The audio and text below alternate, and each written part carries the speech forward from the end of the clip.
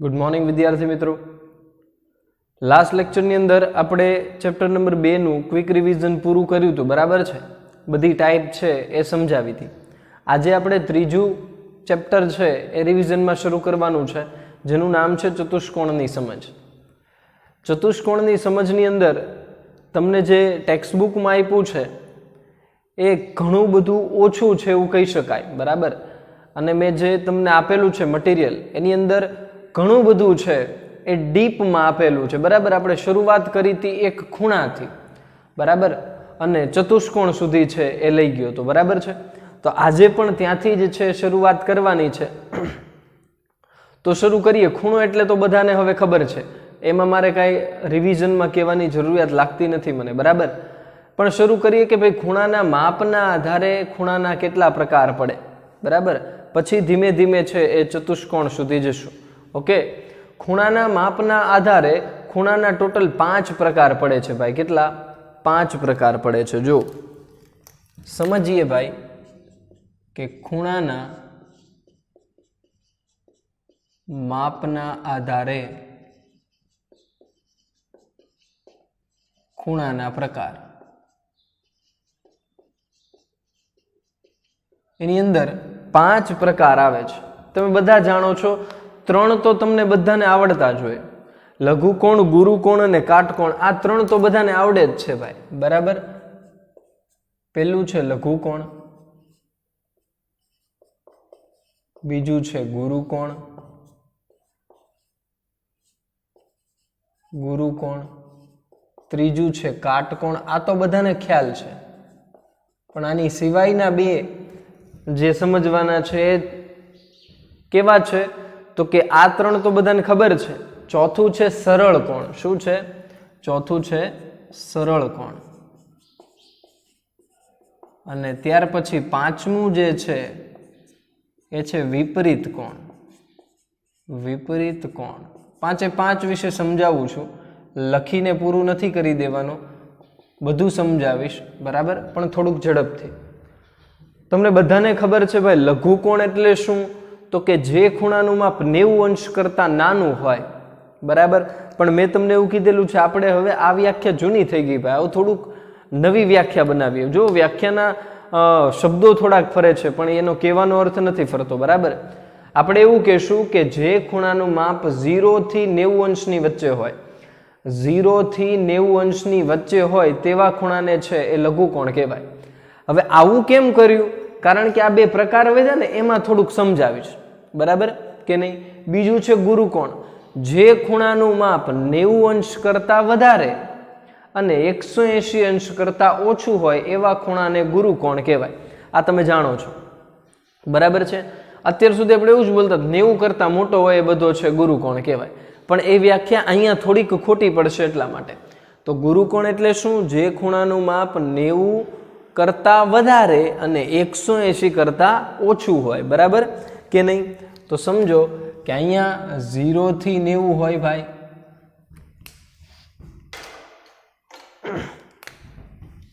અહીંયા શું હોય ભાઈ? 0 થી 90 અંશ હોય. અહીંયા 90 અંશથી લઈને 180 અંશ સુધી હોય, એને ગુરુકોણ કહેવાય. પછી રાઈટ 90 અંશ હોય, 90 ડિગ્રી, એને કહેવાય કાટકોણ. ત્રિકોણની વાત નથી થતી, સોરી, ખૂણો. કાટખૂણો કહેવાય, બરાબર? જો ત્રિકોણમાં એ આવતો હોય તો એ કાટકોણ ત્રિકોણ બની જાય. પછી સરળ કોણ. અહીંયાથી વ્યાખ્યા થોડીક એટલા માટે ચેન્જ કરી હતી, બરાબર? જો રાઈટ 90 અંશ હોય ને ભાઈ તો એને કાટકોણ કહેવાય, બરાબર? અને અથવા તો કાટખૂણો કહેવાય. અને રાઈટ 180 હોય ને ભાઈ તો એને સરળ કોણ કહેવાય. શું કહેવાય? રાઈટ 180 હોય તો શું કહેવાય? સરળ કોણ કહેવાય. ઓકે, આગળ વિપરીત કોણ. વિપરીત કોણ એટલે શું? તો કે 180 અંશથી વધારે હોય અને 360 અંશથી ઓછો હોય, બરાબર? 180 અંશ કરતા વધારે હોય અને 360 અંશ કરતા ઓછો હોય એવા ખૂણાને વિપરીત કોણ કહેવાય. હવે જો વ્યાખ્યા મેં શું કામ ફેરવી એનું રીઝન તમને કહી દઉં. અત્યાર સુધી આપણે ગુરુકોણમાં શું બોલતા હતા ભાઈ? ગુરુકોણમાં છે એવું બોલતા હતા 90 અંશ કરતા વધારે હોય એને આપણે ગુરુકોણ કહીએ. પણ 90 અંશ કરતા વધારે તો આ સરળ કોણ તે 90 અંશ કરતા વધારે છે, અને આ વિપરીત કોણ છે એ 90 અંશ કરતાં વધારે છે, તો એનો મતલબ એ ભાઈ કે કાંઈ ગુરુકોણ થોડી કહેવાય છે ભાઈ, સમજાય છે કે નહીં? એને બેને આપણે ગુરુકોણ થોડી કહી શકીએ, શું કહેવું પડે? એના નામ છે ભાઈ, સરળ કોણ અને વિપરીત કોણ, તો એના નામે આપણે એને બોલાવવા પડે. એટલા માટે એ વ્યાખ્યા છે થોડીક આપણે ચેન્જ કરેલી છે. ક્લિયર છે ભાઈ અહીંયા સુધી? તો આ ખૂણાના માપના આધારે ખૂણાના 5 પ્રકાર પડ્યા, બરાબર. હવે બીજો ટોપિક જે એવો છે કે ખૂણાના માપના આધારે જ તે, પણ એની જોડના પ્રકાર. જો આ બીજો ટોપિક છે આપણો, બરાબર. ખૂણાના માપના આધારે તેની જોડના પ્રકાર. ઓકે, ખૂણાના માપના આધારે જ તે માપ જ આવશે, 60 અંશ કે 70 અંશ કે 180 અંશ, પણ જોડના આધારે. જોડ ક્યારે બને ભાઈ? કોઈ પણ બે વસ્તુ હોય તો જોડ બને, બરાબર. ચપ્પલ હોય તો ચપ્પલ બે હોય તો જોડ બને, અલગ અલગ નહીં હો, અલગ અલગ ન હોવા જોઈએ. બે જમણા પગના હોય તેને જોડ ન કહેવાય પાછા. ઓકે, તો જોડ એટલે જોડ માટે શું હોવું જોઈએ? પેર માટે બે હોવા જોઈએ, બરાબર. તો અહીંયા પણ ખૂણા તો હશે જ, તે ખૂણાના માપ હશે, પણ બે ખૂણાના માપ આપેલા હશે. એક ખૂણાનું માપ નહીં, બે ખૂણાના માપ આપેલા હશે, બરાબર. તો એવી રીતે એના જોડના મુખ્ય 2 પ્રકાર પડે છે. કેટલા પ્રકાર પડે છે ભાઈ?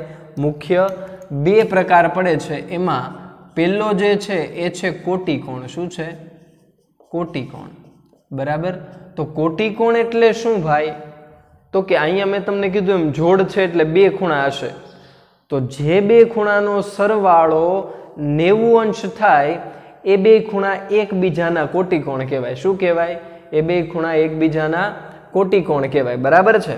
તો અહીંયા વ્યાખ્યામાં એવું લખી શકાય ભાઈ કે જે 2 ખૂણાનો સરવાળો 90 અંશ થાય એ 2 ખૂણાને એકબીજાના કોટિકોણ કહેવાય. હું વ્યાખ્યા નથી લખતો, પણ હું અહીંયા છે એ ખાલી સમજવા પૂરતું એવું લખું છું કે સરવાળો 90 અંશ થાય, સરવાળો 90 અંશ થાય. જો સરવાળો 90 અંશ થાય તો એ 2 એકબીજાના કોટિકોણ કહેવાય. ખ્યાલ આવે છે? હવે કોટિકોણ ગોતવા માટે તમને કોટિકોણ પૂછી પણ શકે. 1 માર્કમાં આવો પ્રશ્ન પૂછાઈ શકે, MCQમાં કે ખાલી જગ્યામાં કે ખરા ખોટામાં અથવા તો જોડકામાં, ગમે એમાં પૂછાઈ શકે. શું પૂછાય? તો કે 70 નો કોટિકોણ આપો. 70 નો કોટિકોણ છે એ શું થાય? આવો પ્રશ્ન પૂછાય. તો જ્યારે આવો ખૂણો પૂછાય કે આવો દાખલો પૂછાય આવા પ્રકારનો, ત્યારે મેં તમને સમજાવેલું છે કોટિકોણ એટલે શું? બેયનો સરવાળો કેટલો થવો જોઈએ? 90. એમાંથી એક 70 છે, તો હવે 90 સરવાળો કરવા માટે મારે હવે એની અંદર કેટલા ઉમેરવા પડશે? 20 ઉમેરવા પડશે. એટલે બીજો ખૂણો કેટલો બને? તો કે 20 નો. તો એ 20 જે છે એનો કોટિકોણ કહેવાય. પણ આપણે છે એ કોટિકોણ ગોતવા માટે શું કરવાનું હોય? તો કે આપેલા ખૂણાને 90 માંથી બાદ કરી દેવાય. આપેલા ખૂણાને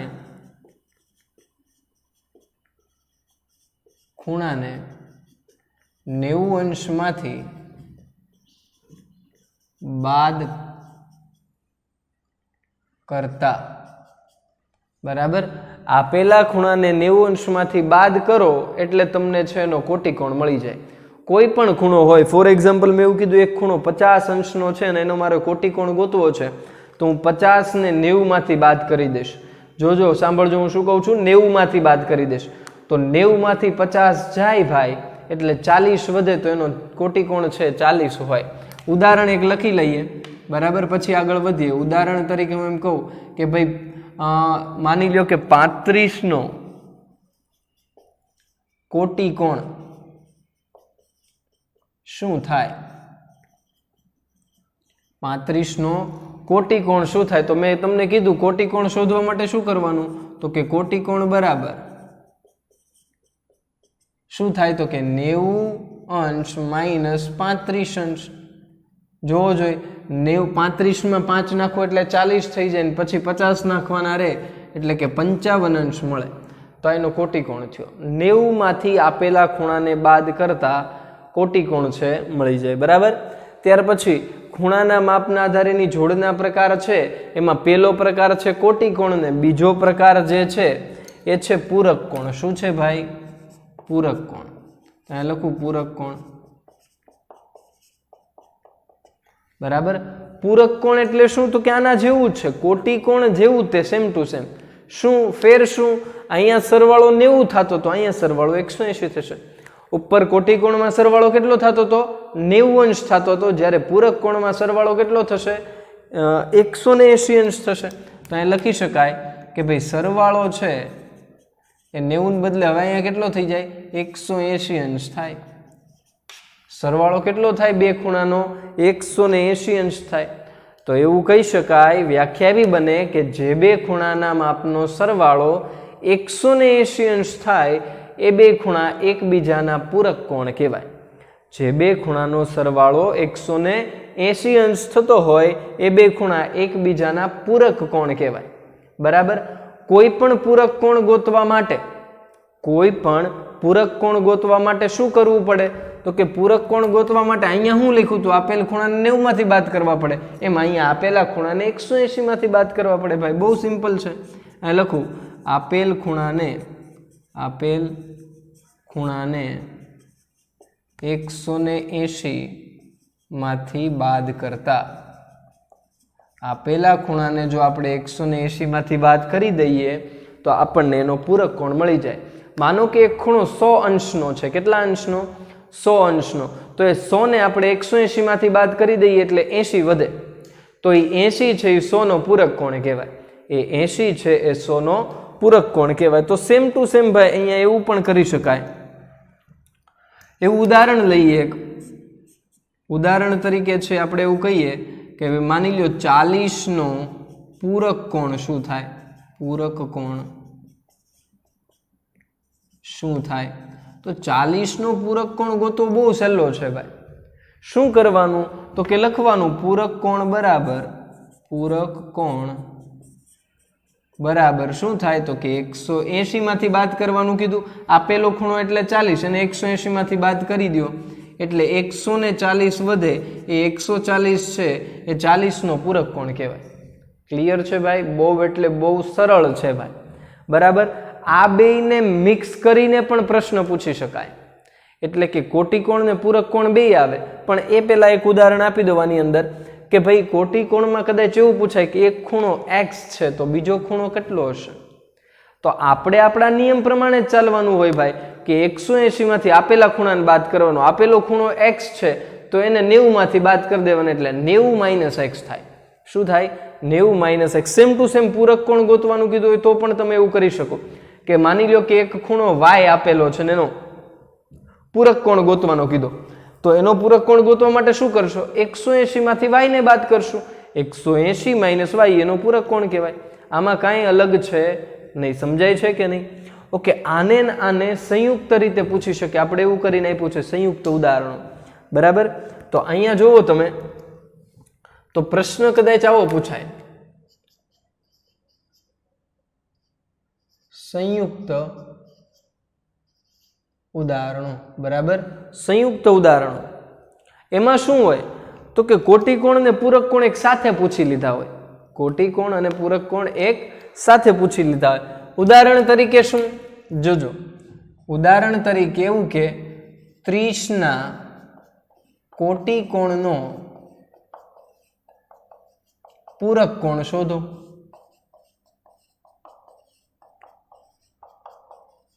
ઓકે. 30 ના કોટિકોણનો પૂરક કોણ શોધો.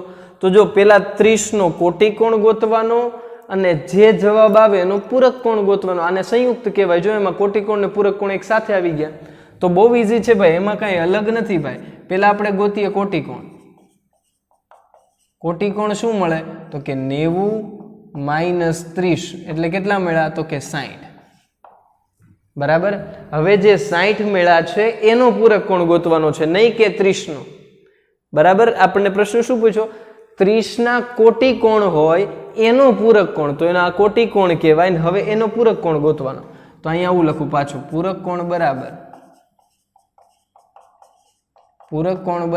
180 - 60 અંશ એટલે કે 120 અંશ. આવો દાખલો પણ પૂછાય શકે. તો આવડવો જોઈએ ભાઈ. બહુ સિમ્પલ છે. ચલો એવી જ રીતે બીજું ઉદાહરણ એક લઈ લઈએ ભાઈ. શું? તો કે 30 ના કોટિકોણનો પૂરક કોણ હતો ને. હવે પૂરક કોણનો કોટિકોણ હોય. હવે પૂરક કોણનો કોટિકોણ હોય. માની લો કે એવું કે કે 145 ના પૂરક કોણનો કોટી કોણ શોધો।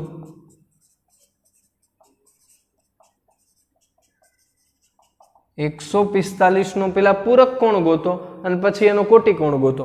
તો પેલા પૂરક કોણ ગોતવાનો, અહીં લખું પૂરક કોણ બરાબર પૂરક કોણ 180 માઇનસ 145। ચલો કેટલા વધશે, 180 માંથી 145 બાદ કરું ભાઈ તો 35 વધે। કેટલા વધે, 35। આ 35 નો મારે કોટી કોણ ગોતવાનો છે, તો હું પાછો લખું કોટી કોણ બરાબર 90 અંશ માઇનસ 35 અંશ બરાબર, એટલે અહીંયા થઈ જશે 55 અંશ। શું થઈ જશે, 55 અંશ। તો આવા પણ સંયુક્ત રીતે છે તમને દાખલા પૂછી શકે। તો કોટી કોણ ને પૂરક કોણમાંથી આવા પ્રકારના દાખલાઓ છે પૂછાઈ શકે 8મા ધોરણના લેવલમાં। 9મા ધોરણમાં આવશો તો આપણે સંયુક્ત ઉદાહરણની અંદર ઘણા બધા દાખલા લીધા છે બરાબર છે। જેમ કે એક દાખલો એવો હતો કે ભાઈ બે કોટી કોણ સરખા હોય એકરૂપ હોય। અત્યારે એટલા માટે ન બોલ્યો કારણ કે એકરૂપ ખૂણાઓ હજી મેં નથી ભણાવ્યું, અગાઉ તો ભણાવી દીધું, અત્યારે નથી ભણાવ્યું રિવિઝનમાં। તો એવો પ્રશ્ન પૂછાય કે બે કોટી કોણ ખૂણાઓ એકરૂપ હોય, એકરૂપનો મતલબ થાય કે બંનેના માપ સરખા હોય એવા બરાબર। તો ફરીવાર કે બંને કોટી કોણ ખૂણા એકરૂપ હોય તો બંને ખૂણાના માપ શોધો। હવે કોટી કોણ છે એટલે બેયનો સરવાળો 90 થશે ને બે સરખા છે એટલે 90 ભાગ્યા 2 કરી દો એટલે બે સરખા ભાગ પડી જાય 45 ના। સેમ ટુ સેમ પૂરક કોણ માટે પણ પૂછાઈ શકે કે બે પૂરક કોણ ખૂણાઓ એકરૂપ હોય તો બંનેનો છે બંને ખૂણાઓ શોધો। તો પૂરક કોણનો સરવાળો 180 અંશ થાય અને બે સરખા ભાગ પાડવા હોય તો ભાગ્યા 2 કરવા પડે, 180 ભાગ્યા 2 કરવું એટલે 90 મળે। આવા પ્રકારના દાખલા 8મા ધોરણના લેવલે પૂછાઈ શકે। આપણે ઘણું બધું આગળ ભણાવેલું છે ભાઈ બરાબર, 9મા ધોરણના લેવલનું ઘણું બધું ભણાવેલું છે પણ અત્યારે આપણે ડિસ્કશન કરતા નથી। ક્લિયર છે? ચલો ફટાફટ જેને સ્ક્રીનશોટ પાડવાનો હોય એ પાડી લે, ત્યારબાદ આપણે આગળ પાછા વધીએ। ઓકે તો સ્ક્રીનશોટ પાડી લીધો હોય તો આગળ વધીએ પાછા બરાબર। હવે આમાં કન્ટિન્યુ આગળ કે ભાઈ ખૂણાના બાજુઓના આધારે પણ ખૂણાના ઘણા બધા પ્રકાર પડે બરાબર, એની જોડના પ્રકાર પડે એ જોઈએ। ખૂણાઓની બાજુઓના આધારે ખૂણાના પ્રકાર કેવા પડે છે, ચલો આ છે એ હવે જવા દઈએ। જો ખૂણાના માપના આધારે પડ્યા, ખૂણાના માપના આધારે તે પણ એની જોડના પ્રકાર પડ્યા, એવી જ રીતે ખૂણાની બાજુઓના આધારે પણ એની જોડના પ્રકાર પડે છે એ સમજવાના છે બરાબર છે કે નહીં। વ્યાખ્યાઓ લખીશ નહીં ભાઈ, સમજાવી દઈશ બરાબર, એટલે થોડુંક સ્પીડમાં ચાલશે પણ સમજાવવું જોઈએ કારણ કે આ બધું આપણે ઓલરેડી ભણી ગયેલા છીએ, આપણે ખાલી રિવાઇઝ જ કરવાનું છે બરાબર।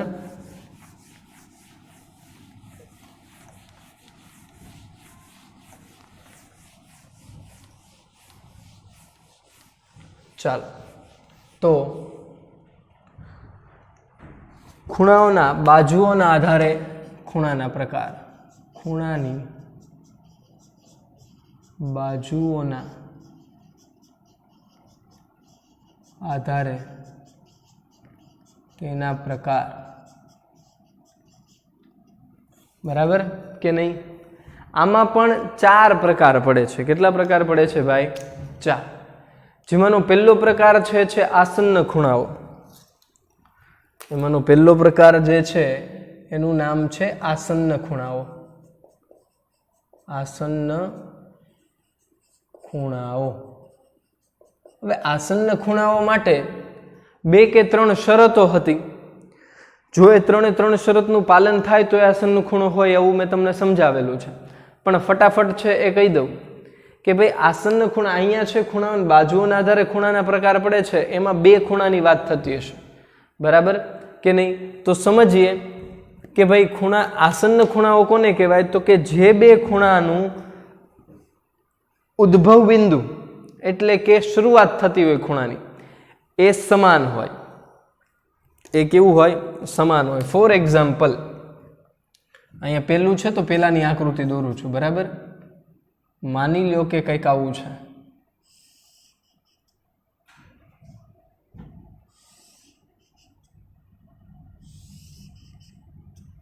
બરાબર. આવો કંઈક ખૂણો મેં દોર્યો છે. હવે આડો અવળો હોય એનાથી નથી જોવાનું ભાઈ, તમારે ખાલી છે એ નામ ઉપર ફોકસ કરવાનું છે. અહીંયા 2 ખૂણા છે ભાઈ, આમ ટોટલ 3 છે પણ આપણે 2 ની વાત કરવાની છે. કયો? તો એક ખૂણો આ પહેલો ખૂણો જેનું નામ છે ખૂણો ABD. કયો છે? ABD. અને આ બીજો ખૂણો જેનું નામ છે ખૂણો DBC. આ 2 ખૂણાની વાત કરું છું. તો આ 2 ખૂણાનું ઉદ્ભવ બિંદુ એટલે કે 2 ખૂણાની શરૂઆત અહીંયાથી થાય છે. બેયના કિરણો જો અહીંયાથી જ નીકળે છે. એટલે ઉદ્ભવ બિંદુ છે, શિરોબિંદુ છે એ સમાન હોય. બરાબર કે નહીં? આ એની પહેલી શરત છે, આવું હોવું જોઈએ. ત્યારબાદ એ 2 ખૂણામાંથી એક બાજુ સમાન હોવી જોઈએ. તો જો બાજુ સમાન એટલે શું? હું ABD બોલું અને DBC બોલું, એમાં જો BD 2 વાર રિપીટ થાય. તમે નામ લખો ને એટલે આઈડિયા આવી જાય. જો DB અને BD એ 2 સરખું જ કહેવાય હો. પાછું BD લખું કે DB લખું એ 2 તો સરખું જ કહેવાય, બાજુ તો એક જ છે. તો એક સમાન બાજુ હોવી જોઈએ, આ બીજી શરત છે.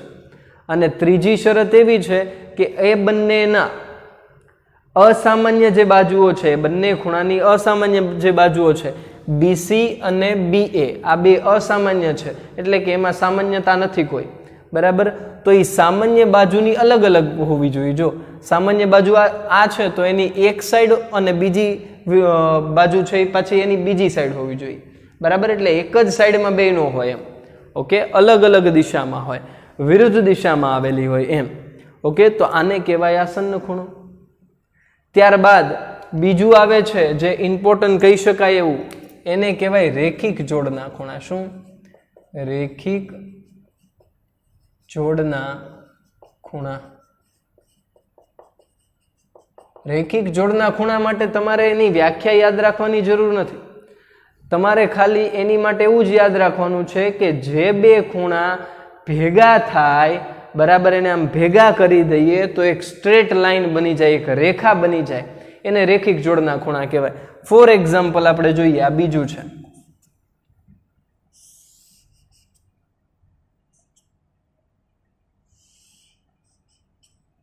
બરાબર. જો તમને સમજાવું છું, અહીંયા ABC અને અહીંયા D. તો જો 2 ખૂણા છે ABD અને DBC, એમ 2 ખૂણા છે. આ પહેલો ખૂણો અને આ બીજો ખૂણો. તો જો આ બેયને જો હું ભેગા કરી દઉં એટલે ભેગા કરવાનો અર્થ થાય કે આ વચ્ચેની લાઈન કાઢી નાખું, જે કોમન છે એ લાઈન કાઢી નાખું. બરાબર. એટલે 2 ભેગા થઈ જાય ખૂણા કે નહીં? ફરી વાર આ 2 ખૂણાને, આ પહેલો અને બીજો ખૂણાને ભેગા કરવા એનો અર્થ થાય કે હું આ વચ્ચેની લાઈન ભૂલી જાઉં એટલે એ આખો ખૂણો થઈ ગયો. તો એ આખો ખૂણો બને ને એટલે એક સ્ટ્રેટ લાઈન બની જાય. જો ABC અથવા તો AC ડાયરેક્ટ આપણે રેખા કહી શકીએ. તો એવા 2 ખૂણાને તમે રેખિક જોડના ખૂણા કહી શકો. અને રેખિક જોડના ખૂણા માટે આ વાક્ય યાદ રાખવું પડે કે રેખિક જોડના ખૂણા પૂરક હોય. કેવા હોય ભાઈ? પૂરક હોય. પૂરક હોયનો અર્થ થાય કે બેયનો સરવાળો 180 થાય. શું કામ 180 થાય એનું પણ રીઝન કહું. કારણ કે ABC તમને એવું કહે છે કે એક રેખા બની જશે અને રેખા છે એ 180 અંશની હોય. સરળ કોણ બને? શું બને ભાઈ? સરળ કોણ બને. એટલા માટે એ 2 પૂરક હોય છે. તો પૂરક હોય તો જ છે એ સ્ટ્રેટ લાઈન બનાવી શકે, નહીં તો બનાવી શકે નહીં. ઓકે. ચાલો, તો આ બીજો છે રેખિક જોડના ખૂણા. ત્રીજું છે ભાઈ અભિકોણ. શું છે? ત્રીજું જે છે એ સમજવાનું, એ છે અભિકોણ. ચાલો, અભિકોણ એટલે શું? તો કે અભિકોણ એટલે મેં તમને એક જ વસ્તુ અભિકોણ માટે યાદ રાખવાની કીધેલી છે. જો તમને યાદ હોય તો અભિકોણ માટે ભાઈ તમારે ખાલી x યાદ રાખવાનો છે. આવી રીતે ચોકડી યાદ રાખવાની છે. જો ચોકડી યાદ રહે તો અભિકોણ છે યાદ આવી જાય. બરાબર. અહીંયા માનો કે હું આવી રીતે નામ આપી દઉં ભાઈ કે AB, અહીંયા C અને અહીંયા D. એટલે કે 2 રેખાઓ છે AB અને CD, જે અહીંયા એક બિંદુએ છેદે છે, જ્યાં નામ આપી દીધું O. તો અભિકોણ એટલે શું? બહુ એટલે બહુ સિમ્પલ યાદ રાખો. અભિકોણ એટલે શું? જ્યાં x બનશે ને ત્યાં અભિકોણ બનશે. અભિકોણ એટલે કેવા પ્રકારના હોય? તો કે એ બે સામસામેના જે ખૂણા હોય ને, ચોકડી બનાવે એટલે જો આમ સામસામેના થયા, આ સ્ટાર વાળા, ફૂદડી વાળા, તો એ બે ખૂણાના માપ સરખા હોય હંમેશા. આની માટે એક જ વસ્તુ યાદ રાખવાની, x અને x માં સામસામેના ખૂણા કેવા હોય? સરખા હોય. પછી એક આવી રીતે અહીંયા સ્ટાર બનાવું, તો અહીંયા જે સ્ટાર વાળા છે સામસામેના, એ બે ખૂણા પણ કેવા હોય? સરખા હોય. બરાબર છે કે નહીં? ક્લિયર? તો અભિકોણ માટે x યાદ રાખવાનું ને x માં સામસામેના ખૂણાના માપ સરખા હોય એવું યાદ રાખવાનું. હું તમને એવું કહી દઉં કે આ 70 છે તો આ પણ સામેનો 70 જ હોય, સમજી જવાનું. બરાબર? માની લો હું તમને એવું કહી દઉં કે આ 100 છે તો આ સામેનો 100 જ હોય, સમજી જવાનું ભાઈ. ખ્યાલ આવે છે? તમને x બનાવીને આપેલો હોય અને તમને એવું કે આની અંદર છે એક ખૂણો આપેલો છે ને બાકીના ખૂણા તમારે ગોતવાના છે. માની લો એક આવી આકૃતિ તમને આપી દીધી અને એવું તમને કીધું કે આ છે એ 50 અંશનો છે, તો બાકીના ખૂણા ગોતો, તો મળી જાય. બહુ ઈઝી છે, કાંઈ અઘરું નથી ભાઈ.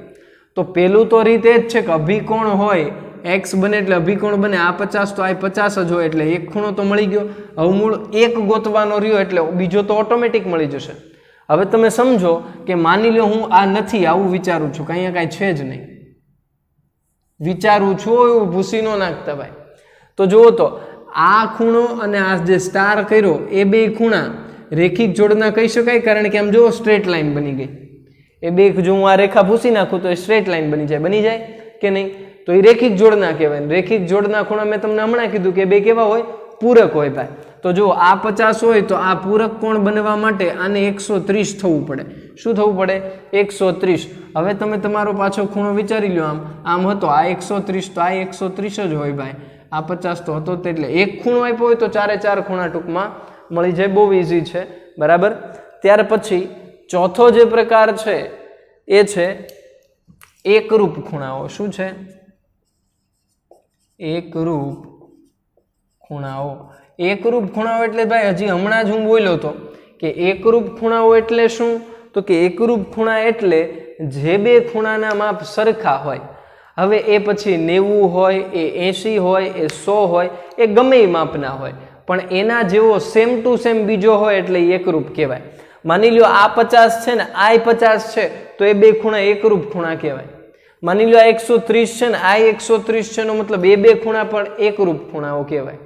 તો હું એવું કહી શકું ભાઈ કે અભિકોણમાં ખૂણાઓની જે જોડ બને છે એ એકરૂપ જ હોય છે કે નહીં? આ બે એક જોડ બની અને આ એક જોડ બની, એ બે એકરૂપ જ હોય એટલે બે સરખા જ હોય. ખ્યાલ આવે છે કે નહીં? તો આ થયો એકરૂપ ખૂણાની વાત. ક્લિયર? તો ખૂણાના માપના આધારે ખૂણાની જોડના પ્રકાર છે એ પૂરા થઈ જાય. 4 ખૂણાઓના પ્રકાર છે. બહુ એટલે બહુ ઈઝી છે, કાંઈ અઘરું છે નહીં. ક્લિયર છે ભાઈ કે નહીં? પછી ત્યારબાદ છે એ આગળ જોઈએ આપણે. તેની પછીનો મોસ્ટ આઈએમપી એવો ટોપિક આપણે કહી શકીએ. આ પણ આઈએમપી જ હતો. બરાબર છે? પણ આ ભવિષ્યમાં ઘણી બધી વાર આ આવવાના જ છે ભાઈ, એવું હું નથી કહેતો. હું અહીંયાથી એક જ આકૃતિમાં સમજાવીશ જેનું નામ છે બે સમાંતર રેખાઓ અને તેની છેદિકાથી બનતા ખૂણાઓ. તો સૌથી પહેલા તો આપણને બધાને એ ખબર પડવી જોઈએ કે બે સમાંતર રેખા એટલે શું થાય. બે સમાંતર રેખા એટલે શું થાય? તો કે બે સમાંતર રેખા અને તેની છેદિકાથી બનતા ખૂણાઓ, આવું ટોપિકનું નામ છે. બે સમાંતર રેખા અને તેની છેદિકાથી બનતા ખૂણાઓ. તેની છેદિકાથી બનતા ખૂણાઓ. બરાબર? તમને મટીરિયલની અંદર ડાયરેક્ટ છે એ હાઇલાઇટ કરીને જ આપ્યું છે એટલે તમારે ચિંતા કરવાની જરૂર નથી. અહીંયા હું કદાચ બોલું ને ન દેખાય તો એ મટીરિયલમાં જોવાની છૂટી છે. બરાબર? પહેલાં તો બે સમાંતર રેખા એટલે શું? સમાંતર રેખાનો ભાઈ અર્થ હજી ઘણા બધાને ખબર નથી પડતી કે સમાંતર એટલે શું થાય. એ બધા એવું જ વિચારે છે કે બે રેખા સરખી હોય એટલે બે સમાંતર હોય. એવું બિલકુલ નથી ભાઈ, એવું બિલકુલ નથી. ખ્યાલ આવે છે કે નહીં? સમાંતર રેખાનો અર્થ થાય કે એ બે રેખાઓ વચ્ચેનું અંતર જે છે એ સરખું હશે. એ બે રેખાઓ વચ્ચેનું અંતર જે છે એ સરખું હશે. ફોર એક્ઝામ્પલ હું તમને એવું કહું કે બોર્ડની અંદર અથવા તો તમારી ટેક્સ્ટ બુકની અંદર અથવા તો ચોપડામાં અથવા તો સપોર્ટરની અંદર ધાર જોવા મળે છે, બરાબર? તો જે સામસામેની ધાર છે, બરાબર, એ બે હંમેશા સરખી જ હશે. જુઓ, સરખી તો હશે પણ એ બે વચ્ચેનું અંતર પણ સરખું હશે. કોઈ દિવસ આવું જોયું છે એક ધાર આમ હોય અને બીજું છે સપોર્ટર હોય, માની લો, તો બીજી ધાર આમ કરીને આમ આવતી હોય, એટલે કે એવું સપોર્ટરનો આકાર છે કંઈક અલગ થઈ જાય, એવું બને છે? નથી બનતું ભાઈ, બરાબર? તો શું કામ નથી બનતું? કારણ કે એ બે સમાંતર છે એટલા માટે. તો સમાંતર એટલે શું થાય? તો કે જે બે રેખાઓ વચ્ચેનું અંતર જે છે ભાઈ એ સમાન હોય ને એને સમાંતર રેખા કહેવાય. ફોર એક્ઝામ્પલ, અત્યારે માની લ્યો હું એવું જ કહું છું ભાઈ, બરાબર, કારણ કે મારાથી સ્ટ્રેટ લાઈન ન બને કદાચ, બરાબર, મારી પાસે એ સ્કેલ નથી, સ્ટ્રેટ લાઈન ન બને તો ચિંતા કરવાની જરૂર નથી. જો બને ત્યાં સુધી એવું છે કે બંને વચ્ચેનું અંતર છે સરખું છે એવું દેખાય છે જોતા, તો બરાબર. આ લાઈન ભલે સ્ટ્રેટ ન હોય, અત્યારે મારાથી નથી થતી ભાઈ, તમારે તો સ્ટ્રેટ સ્કેલથી જ બનાવવાની છે. ઓકે, આ બે વચ્ચેનું અંતર સરખું છે એટલે હું એવું કહી શકું કે આ બે સમાંતર રેખાઓ છે. કદાચ એ ભાઈ આ આટલી હોત ને, માની લો આટલી રેખા હોત ને, આ જો બહુ મોટી છે ને આ બહુ નાની છે, તો પણ આ બે વચ્ચેનું અંતર તો સરખું જ છે, એ સમાંતર જ કહેવાય. નાની મોટીથી કોઈ ફેર નથી પડતો. જરૂરી શું છે? બે વચ્ચેનું અંતર. એ બે વચ્ચેનું અંતર જો સરખું હોય ભાઈ તો એ બે સમાંતર રેખા જ કહી શકીએ. ચાલો, તો અહીંયા છે આ બે સમાંતર રેખાઓ છે એવું માનીએ, બરાબર. ચલો, હવે એની છેદિકા, તેની છેદિકાનો અર્થ થાય કે એક એવી રેખા કે જે એ બે લાઈનને છેદીને જશે, બરાબર છે કે નહીં? ક્રોસ કરીને જશે, ઇન્ટરસેક્ટ કરશે. તો જુઓ, અહીંયા છે એ આવી રીતે આમ એક લાઈન ડ્રો કરી મેં, તો તમે જોઈ શકો છો કે આ લાઈન છે ભાઈ, એ જો આ પેલી અને આ બીજી બે લાઈનને ઇન્ટરસેક્ટ કરીને જાય છે, બરાબર. આ રેખાને નામ આપી દઉં L, આ રેખાને નામ આપી દઉં M અને આ રેખાને નામ આપી દઉં N. તો L અને M બે સમાંતર છે.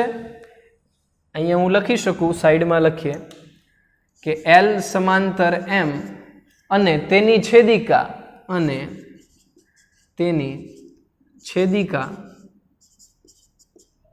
N છે, બરાબર. L અને M સમાંતર છે ને એની છેદિકા કોણ છે? તો કે N જે લાઈન છે એની છેદિકા છે. હવે આ આકૃતિ બની, આની ઉપરથી ભાઈ ઘણા બધા ખૂણાઓ બને છે. પહેલા તમને છે મેઇન જે મુદ્દો છે એ સમજાવીશ, પછી એક આકૃતિથી આપણે અગાઉ પણ સમજેલા છે એવી જ રીતે એક બીજો એક છે, ઘણા બધા કેટલા ખૂણા બને છે ટોટલ એ સમજાવીશ. અત્યારે સમજવાનું છે ભાઈ કે આ બે રેખા સમાંતર છે ને એની એક છેદિકા બનાવી એટલે 3 પ્રકારના ખૂણાઓ બનશે. એની અંદર 3 પ્રકારના ખૂણા બનશે. ખૂણા તો ઘણા બધા બનશે પણ પ્રકાર 3 છે. કેટલા છે? 3. એમાંનો પહેલો પ્રકાર જે છે ભાઈ, બરાબર, એ છે અનુકોણ. કયો છે ભાઈ? અનુકોણ. તો પહેલો પ્રકાર જે છે એને નામ આપીએ આપણે અનુકોણ. અનુકોણ માટે તમારે ઇંગ્લિશમાં F યાદ રાખવાનો છે. F ફોર ફેન, પંખો, બરાબર કે નહીં? ક્લિયર? તો F યાદ રાખવાનો છે. અનુકોણ માટે F યાદ રાખવાનો છે. તો હવે અહીંયા અનુકોણ આ આકૃતિમાં F તમને કેટલા દેખાય છે ભાઈ? તો અડધા તો કહેશે મને તો કાંઈ દેખાતું જ નથી. તો તમે મટીરિયલમાં જોઈ શકો આપણે ડાર્ક કરેલું છે.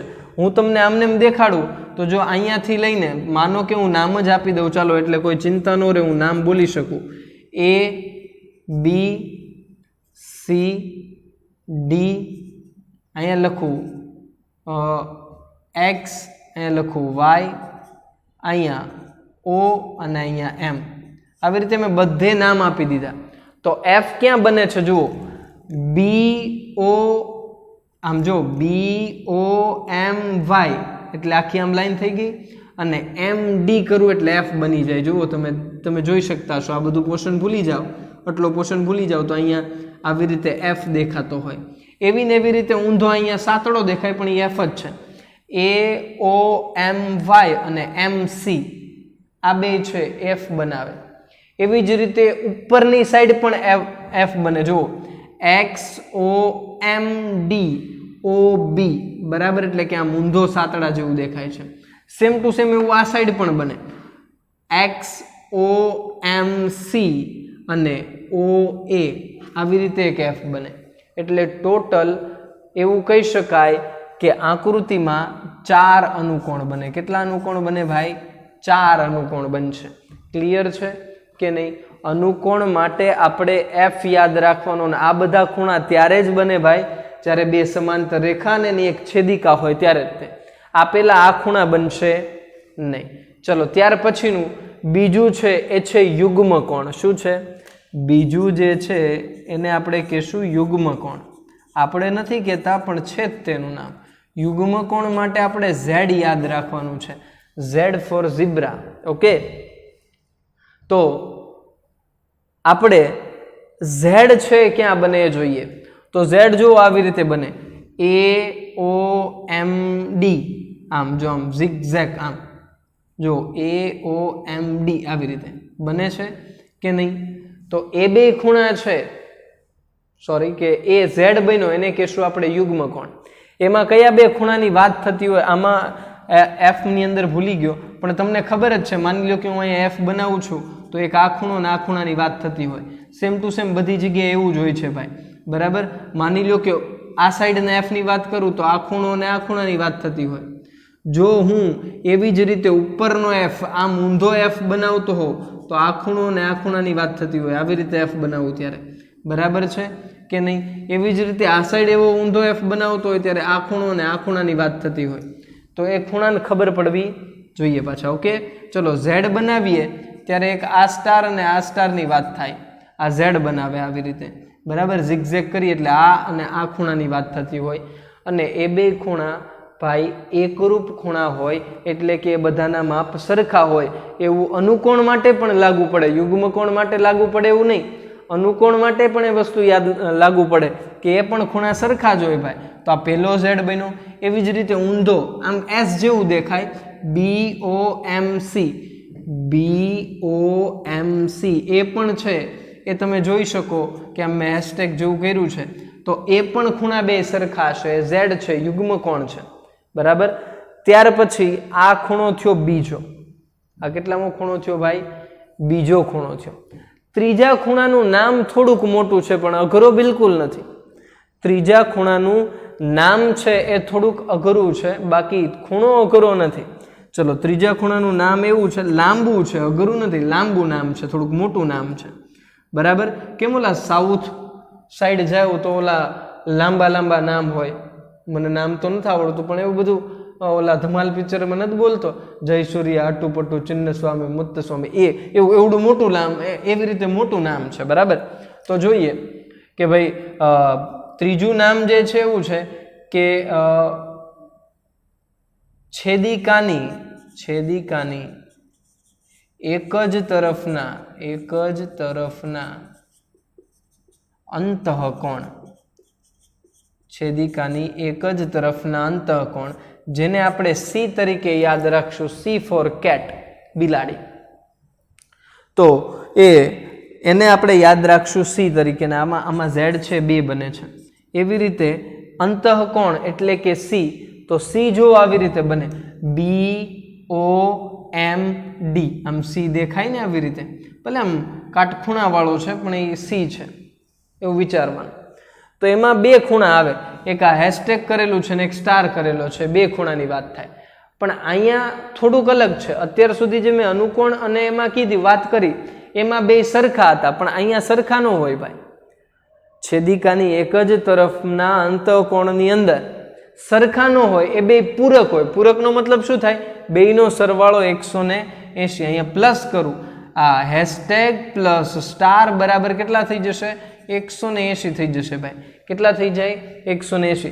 હેશટેગ પ્લસ સ્ટાર બરાબર 180. Same to same star plus hashtag બરાબર 180, બરાબર. તો આ થયો C અંતઃકોણ. આમ ઊંધી સાઈડ બને ને, આમ જો ઊંધો C બને, બરાબર.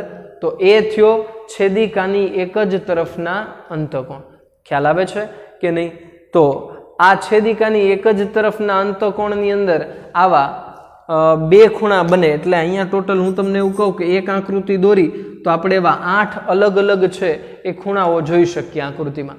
મેં તમને મટીરિયલની અંદર વધારે છે એ આપેલા જ છે, દોરીને વ્યવસ્થિત દોરીને આપેલા છે ભાઈ, બરાબર કે નહીં? તમે જોઈ શકો મેં ડાર્ક કરેલું છે, એફ બનતો હોય તો એફ ડાર્ક કરેલો હોય, સી બનતો હોય તો સી ડાર્ક કરેલો હોય, ઝેડ બનતો હોય તો ઝેડ ડાર્ક કરેલો હોય, એટલે તમે સરળતાથી એને જોઈ શકો. અને સાથે સાથે ખૂણાના નામ પણ આપેલા છે, એટલે તમે નામ વાંચીને પણ તમે એને સમજી શકો. ખ્યાલ આવે છે કે નહીં? તો આ થઈ બે સમાંતર રેખા અને તેની છેદિકાથી બનતા ખૂણાઓની વાત. ક્લિયર છે કે નહીં? તો એની અંદર યાદ રાખવા માટે કહી દઉં, 3 ખૂણાઓ બને. પહેલા ખૂણાનું નામ અનુકોણ, એને એફ રીતે યાદ રાખવાના, અને એફ છે એ 4 પ્રકારના બનશે. એવી જ રીતે યુગ્મકોણ, એને ઝેડ તરીકે યાદ રાખવાનું છે, એમાં 2 ખૂણાઓ બનશે. અને છેદિકાની એક જ તરફના અંતકોણ એટલે કે સી યાદ રાખવાનું, અને એવા 2 ખૂણાઓ બનશે. ક્લિયર છે? તો ફટાફટ સ્ક્રીનશોટ પાડી લ્યો, પછી પાછા આગળ વધીએ. ઓકે, તો સ્ક્રીનશોટ પાડી લીધો છે ભાઈ. ત્યારબાદ આગળ વધીએ. છેલ્લો ટોપિક આજનો તે આ 2 સમાંતર રેખાઓ અને તેની છેદિકાઓ છે, છેદિકા છે, એનાથી કેટલા પ્રકારના ખૂણા બને ભાઈ? ખાલી 8 ખૂણાઓ નથી બનતા. ના પ્રકાર પાડીએ તો આ 3 જ પ્રકાર છે, એનાથી ટોટલ 8 જ આકૃતિ બને. પણ આપણે બીજા બધા ઘણા બધા એ આકૃતિમાંથી ખૂણાઓ બને છે ભાઈ, એને સમજવાના છે, એ સમજાવું છું. એક આકૃતિ બનાવીશ, એની અંદરથી ટોટલ કેટલા ખૂણાઓ બનશે એ સમજાવું છું. આનો સ્ક્રીનશોટ પાડી લીધો છે ને ભાઈ? ચાલો, એક જ આકૃતિ પણ સરપ્રાઈઝ કરી દે કે આટલું બધું પણ બની શકે ખરી. હું કોઈ આટલા ખૂણામાંથી એક ખૂણો આપી દઈશ અને એવું કહીશ કે બાકીના બધા ખૂણા ગોતો. ખાલી એક ખૂણા ઉપરથી ભાઈ બધા ખૂણા ગોતવાના. તમે વિચાર કરો. પણ બહુ એટલે બહુ સરળ છે ભાઈ, બહુ એટલે બહુ જ છે એ સરળ છે. પહેલા સમજાવીશ કે કેટલા પ્રકારના ખૂણા બને છે, બરાબર? ટોટલ કેટલા ખૂણા બનશે આકૃતિમાંથી, અને ત્યારબાદ છે એ આપણે સમજશું ભાઈ એકાદા દાખલાની રીતે.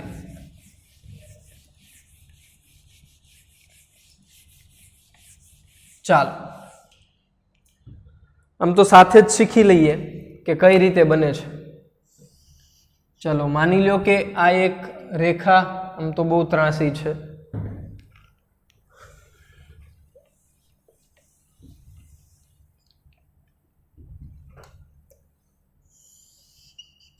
આ ભલે ત્રાસી હોય પણ હાલશે.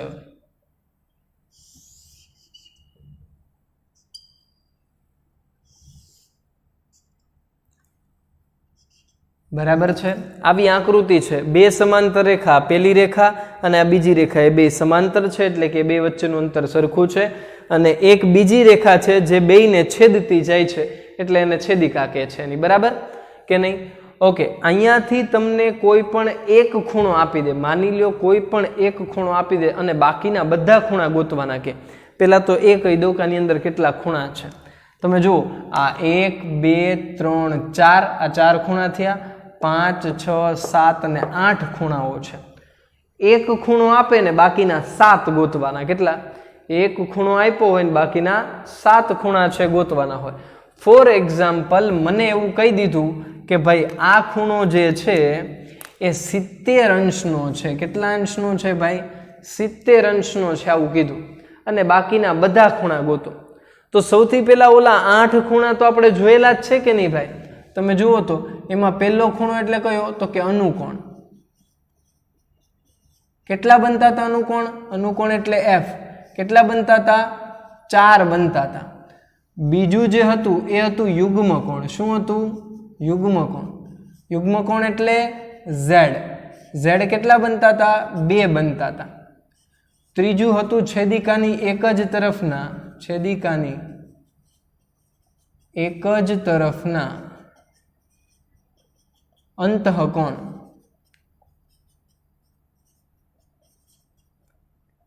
એટલે સી મેં યાદ રાખવાનું કીધું હતું. એવા કેટલા બનતા હતા? તો કે એવા પણ 2 બનતા હતા. એટલે ટોટલ આ 8 તો બને જ છે. હવે હું બાકીના બીજા શીખવાડું છું કેટલા બને.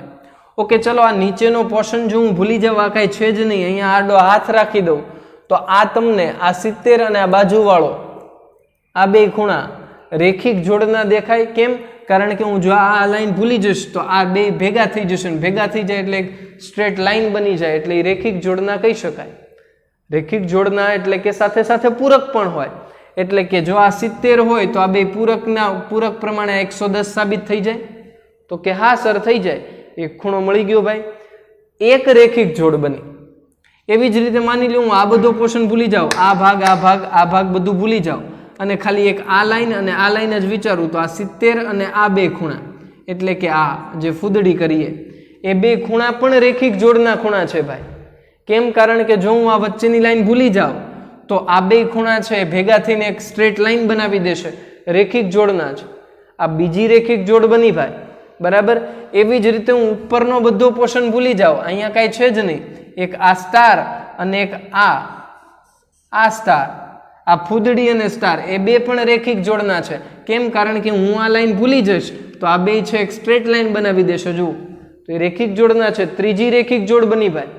સાથે સાથે એવી જ રીતે અહીંયા આ ફૂદડી અને આ સ્ટાર, બરાબર કે નહીં, એ પણ રેખિક જોડના છે. કેમ? કારણ કે હું આ લાઈન ભૂલી જાઉં, બરાબર, તો આ અને આ ખૂણો ભેગા થઈને એક સ્ટ્રેટ લાઈન બનાવી દેશે, રેખિક જોડના છે.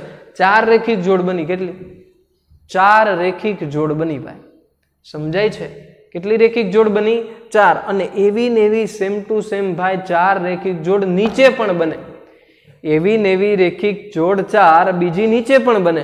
તો અહીંયા જુઓ તો 4 છે, ચોથો છે એમાં બનશે રેખિક જોડ.